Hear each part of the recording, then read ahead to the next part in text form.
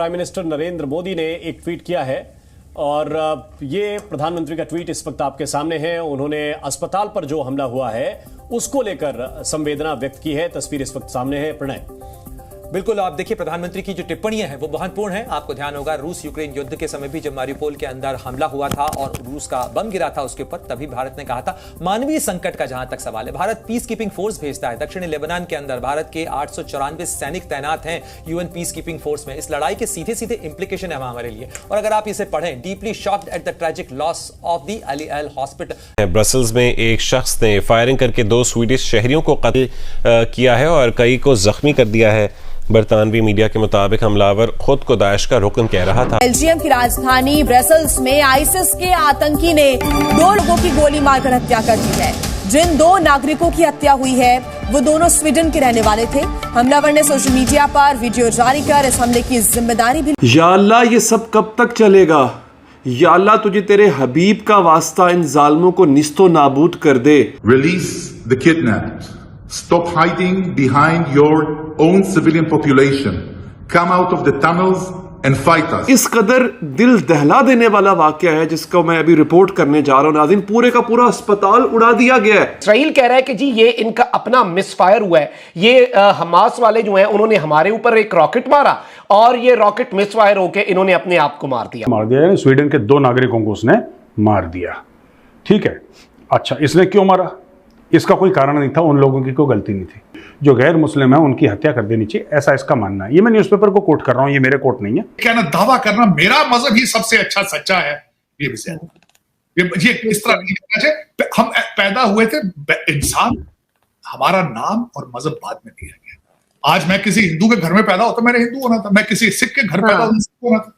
आपकी कौन सी बहादुरी है भाई? आप ये पाकिस्तान में पैदा हो गए, आपको किसने हक दिया कि लोगों से नफरतें करो? फोर्स भेजता है। दक्षिणी लेबनान के अंदर भारत के 894 सैनिक तैनात हैं यूएन पीस कीपिंग फोर्स में। इस लड़ाई के सीधे सीधे इंप्लीकेशन है हमारे लिए। और अगर आप इसे पढ़ें, deeply shocked at the tragic loss of the Ahli Al hospital lives at Ahli Al hospital in Gaza.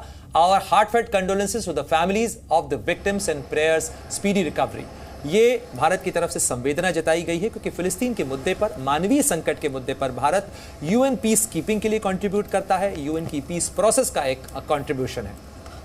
और इस वक्त काफिला देखिए एयरपोर्ट। नमस्कार दोस्तों, कल रात बेल्जियम में एक आतंकी ने गोलीबारी की थी और अब बेल्जियम के ब्रुसेल्स में फायरिंग की जिम्मेदारी आतंकी संगठन आईएसआईएस ने ली है कि उन्हीं के एक आदमी ने बेल्जियम में यह हमला किया, जिसके बाद बेल्जियम ने ब्रुसेल्स की सुरक्षा बढ़ा दी है।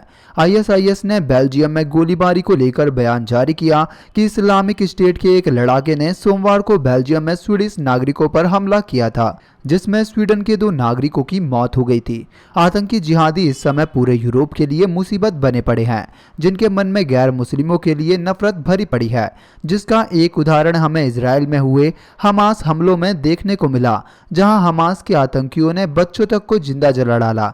अब ऐसे में आईएसआईएस के आतंकी ने बेल्जियम में हमला करके इस्लामी जिहाद का डर और भी बढ़ा दिया है। तो चलिए गाइस, इसी के साथ आज का वीडियो शुरू करते हैं।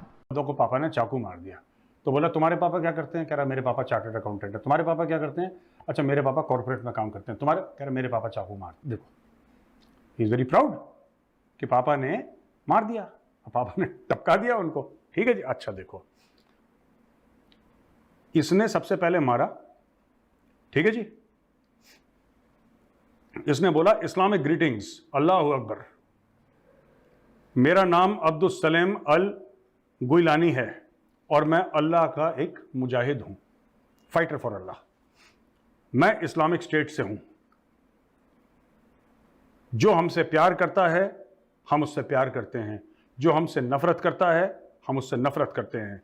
हम अपने मजहब के लिए जीते हैं और अपने मजहब के लिए मरते हैं। फिर उसने बोला कि मैंने 3 स्वीड्स को मार दिया। वो तीसरा जिसको चोट लगी थी वो भी अस्पताल में निपट गया। 3 स्वीड्स को मार दिया। और उसने ये बोला कि भाई ये मैंने क्यों करा है? ये मैंने इसलिए करा है कि मुसलमानों का बदला मैंने लिया है। अब ठीक है, चलो उसने मुसलमानों को बदला ले लिया, लेकिन यार अगर मुसलमानों के खिलाफ किसी ने गलत काम करा है उससे बदला लेना है ना। तुम ऐसा तो नहीं कि स्वीडन में कोई रैंडम 2 लोग फुटबॉल मैच देख कर आ रहे थे, तुमने निपटा दिया उनको, बोला बदला ले लिया। समझ रहे हैं आप?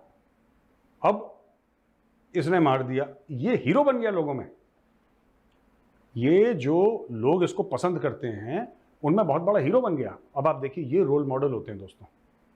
जब आपके role model Osama bin Laden होंगे, फिर आप ऐसे ही अब ये बंदा क्या कर रहा है, ये बच्चों का रोल मॉडल बन गया। अब जब बच्चे बड़े होंगे वो तो यही बोलेंगे कि हमारे अब्बू 3 को मारती, हम 10 को मारती। क्योंकि भाई हर एक जनरेशन में बढ़ोतरी होती है ना। बाप ने 1 घर बनाया, बेटे ने 2 घर बनाए, पोते ने 3 घर बनाए, ऐसे प्रॉपर्टी बढ़ती है। अब वो प्रॉपर्टी तो बढ़ाएगा ना, तो यही चीज़ बढ़ाएगा। अब he has become a hero for the locals, और लोकल्स कह रहे हैं कि इसको बहुत बढ़िया आदमी है, जो उसकी कम्युनिटी के लोग हैं आसपास के हैं, वो कह रहे हैं बहुत बढ़िया आदमी है। और ऐसे कई लोग उसके पद चिन्हों पे चलेंगे। अब देखिए कितनी बेकार सी बात है, कितनी बेवकूफ़ी की बात है। इनको ऐसा लगता है कि ईसाइयों ने मुसलमानों को मारा। तो पहली चीज़ मैं कहना चाहता हूं कि अगर ईसाइयों ने मुसलमानों को मारा तो तुम ईसाई देश में कर कह रहे हो, पहले ये बात बताओ। तुम्हें यहां पे अनएम्प्लॉयमेंट डोल भी चाहिए, तुम्हें यहां पे सारी डेमोक्रेसी, सारे फ्रीडम चाहिए, ठीक है। और माफ़ करना मैं बात कर रहा हूं, लेकिन ये सच है, कड़वी बात है। इनको गोरी लड़कियों से शादी भी करनी है, उनको कन्वर्ट भी इनको सब कुछ करना है, सारे फायदे उठाने हैं, फिर उनको गाली देनी है, और गाली देके भी सुकून नहीं मिलता तो उनके पेट में चाकू मार। ये पूरा इकोसिस्टम है इनका। उन्होंने पब्लिक रैली में ये बोला है कि क्या जिहाद के लिए तैयार हो, क्या आप जो गज़वा हिंद के लिए तैयार हो, हमारा जो एटॉमिक बम है वो पूरी दुनिया के मुसलमानों के लिए है। पब्लिक को इस तरीके से कहना कि भाई जिहाद के लिए चलो या जंग के लिए, लड़ाई के लिए तैयार हो, क्या आप इसके ऊपर कहना चाहेंगे? जी सबसे पहले तो इम्पोर्टेंट है कि जो मुल्क की हमारी खारजा पॉलिसी है ना, वो पिछले आप 16 माह से देख रहे हैं कि हमारा वज़ीर खारजा जो निगरान है, तो फॉरेन मिनिस्टर, जी वो फॉरेन मिनिस्टर, तो वो समझ ही नहीं पा रहा कि असल में हो क्या रहा है। दूसरी बात आ गई कि आपने अभी बात की कि एटॉमिक पावर है पाकिस्तान, 57 मुल्क हैं इस्लामी कंट्रीज के, और पाकिस्तान उसमें से वाहद है जो एटॉमिक पावर है। और यहाँ पर हमारा हक बनता है एज आ मुस्लिम कि हम अपने मुसलमान भाइयों की मदद करें। लेकिन क्या हम वो मदद कर रहे हैं? या दूसरी तरफ देखते हैं, कतर देखते हैं, ईरान देखते हैं, वो प्रैक्टिकली भी इन हो गए हैं। लेकिन हमारे यहाँ पे साथ मतलब बात है ना, डिबेट साथ चलेगी। इस टाइम हम कह रहे हैं कि एटॉमिक पावर है मुस्लिम के लिए, हमने साथ, तो अफगानिस्तान ये बिल्कुल साथ नेबर में है। अफगानिस्तान वहाँ पे तकरीबन 15 से 20 साल जंग लगी रही, तब हमारा एटॉमिक पावर भी था, तब हमने उनका क्यों नहीं साथ दिया?